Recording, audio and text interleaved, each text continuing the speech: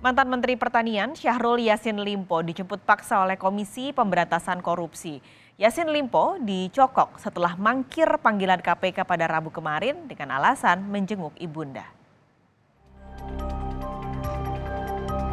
Kamis malam, KPK menjemput paksa mantan Menteri Pertanian Syahrul Yassin Limpo. Yassin Limpo tiba di gedung KPK sekitar pukul 7:30 malam. Sebelumnya KPK menjadwalkan pemeriksaan Syahrul Rabu kemarin. Tapi politisi Nasdem ini tak datang karena pulang ke Makassar menjenguk ibunya yang sedang sakit. Syahrul pun minta penjadwalan ulang. Tapi belum dapat jadwal baru, KPK sudah mengumumkan status Yassin Limpo sebagai tersangka. Syahrul sebenarnya dijadwalkan akan diperiksa hari Jumat 13 Oktober. Namun kekhawatiran tersangka melarikan diri, KPK mengambil langkah dengan menjemput paksa Syahrul Yassin Limpo. Bahwa tentu ketika melakukan penangkapan terhadap tersangka ada alasan sesuai dengan hukum acara pidana, misalnya kekhawatiran melarikan diri, kemudian adanya kekhawatiran menghilangkan bukti-bukti begitu ya. Yaitu yang kemudian menjadi dasar tim penyidik KPK kemudian melakukan penangkapan dan membawanya di Gedung Merah Putih KPK. Meskipun di surat panggilannya di foto yang beredar itu dipanggil untuk tanggal 13 itu Mas? Besok. Iya, betul. Ada panggilan itu, tetapi ini masih dalam rangkaian yang kemarin tentunya ya, bahwa kami mendapatkan informasi yang bersangkutan kan sudah di Jakarta gitu ya, dari tadi malam, dan saya pikir sesuai dengan komitmennya yang kemarin kami sampaikan bahwa dia akan kooperatif semestinya datang. Tapi Febri Diansyah, kuasa hukum Yassin Limpo memastikan kliennya tak akan kabur. Saya pastikan Pak Syahrul Yassin Limpo itu tidak akan melarikan diri. Karena justru setelah dari Makassar, itu dini hari, beliau sudah sampai di Indonesia, di Jakarta, mohon maaf, saya ulangi. Sudah sampai di Jakarta. Seperti yang beliau sampaikan, ini adalah bentuk komitmen dengan sikap kooperatif. Jadi indikasi melarikan dirinya gimana?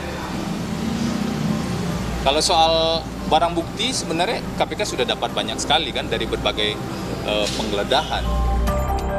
Sebelumnya KPK menggeledah rumah dinas Menteri Pertanian hingga rumah pribadi Syahrul Yassin Limpo di Makassar dan mengumpulkan sejumlah barang bukti. Di antaranya ada uang 30 miliar rupiah, 12 pucuk senjata api, hingga mobil, termasuk sejumlah dokumen. Tim Liputan, Kompas TV. Informasi terkini dari penangkapan Syahrul Yassin Limpo dan kasus korupsi yang menjeratnya akan disampaikan jurnalis Kompas TV Dian Silitonga di Gedung KPK Jakarta. Dian, KPK memutuskan menjemput paksa Syahrul Yassin Limpo kemarin. Apa alasannya?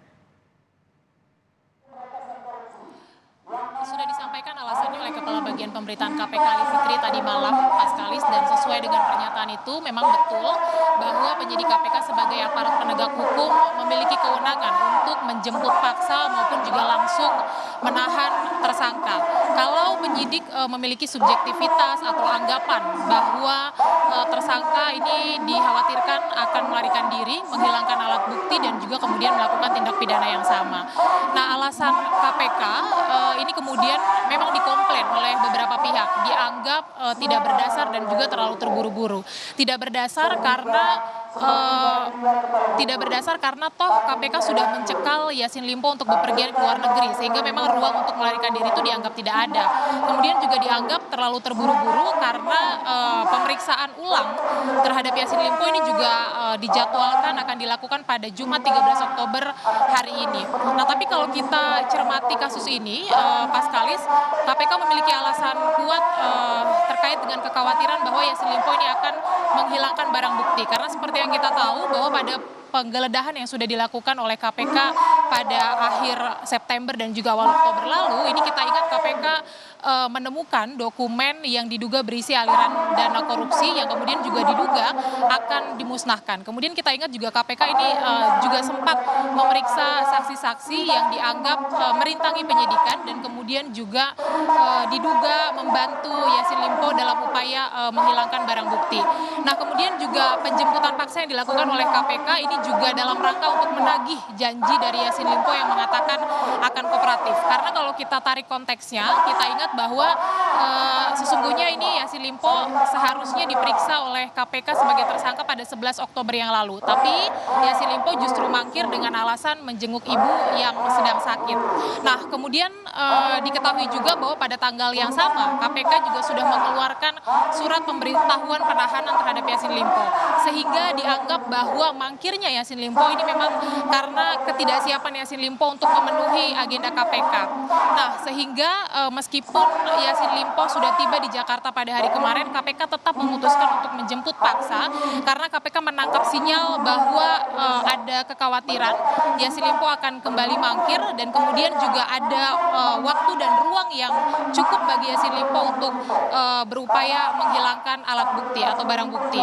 Nah, pemeriksaan Yassin Limpo sampai dengan saat ini masih dilakukan atau masih berlangsung. Paskalis, tentu ini berbeda dengan operasi tangkap tangan yang harus menunggu 1 kali 24 jam untuk mengetahui status hukum dari yang ditangkap, karena kita tahu bahwa dalam kasus ini Yassin Limpo sudah diumumkan status hukumnya sebagai tersangka. Nah, yang masih perlu kita tunggu sampai dengan saat ini adalah apa hasil pemeriksaan penyidik, apakah ada temuan baru dan apakah nantinya Yassin Limpo ini juga akan langsung ditahan atau tidak. Paskalis. Dian, ini artinya sampai saat ini sudah ada 3 tersangka dari kasus ini. Nah, dari pemeriksaan Yassin Limpo yang dilakukan sejak tadi malam, apakah ada kemungkinan menambah tersangka baru? Kemungkinan itu selalu ada, Paskalis, karena proses penyidikan masih berlangsung dan kemudian juga pemeriksaan saksi-saksi masih dilakukan. Dan seperti yang kita tahu bahwa KPK juga sudah mencekal 9 orang untuk bepergian ke luar negeri. Selain 3 orang yang sudah ditetapkan sebagai tersangka, ini 3 orang lainnya merupakan anak buah atau mantan anak buah Yassin Limpo di lingkungan Kementerian Pertanian. Kemudian juga 3 orang lain merupakan anggota keluarga dari Yassin Limpo. Kalau seseorang atau sejumlah pihak dicekal bepergian ke luar negeri dalam proses penyidikan, maka ini bisa dianggap pihak-pihak tersebut merupakan saksi kunci yang keterangannya diperlukan oleh KPK, dan kemudian juga KPK menganggap bahwa orang-orang tersebut memiliki bukti-bukti yang diperlukan oleh KPK. Karenanya kita akan tunggu hasil penyidikan dari KPK terkait dengan kasus ini, apakah nantinya KPK juga akan menemukan bukti baru dan kemudian kembali menetapkan pihak atau orang baru sebagai tersangka dalam kasus ini. Karena kita ingat, Paskalis, kasus ini tidak hanya bicara soal gratifikasi dan juga pemerasan dalam jabatan, tapi juga ada dugaan tindak pidana korupsi atau tindak pidana pencucian uang. Jadi kita nantikan bersama nanti apakah KPK akan menetapkan orang baru sebagai tersangka dalam kasus ini. Paskalis. Dian Silitonga, terima kasih melaporkan langsung dari gedung KPK Jakarta.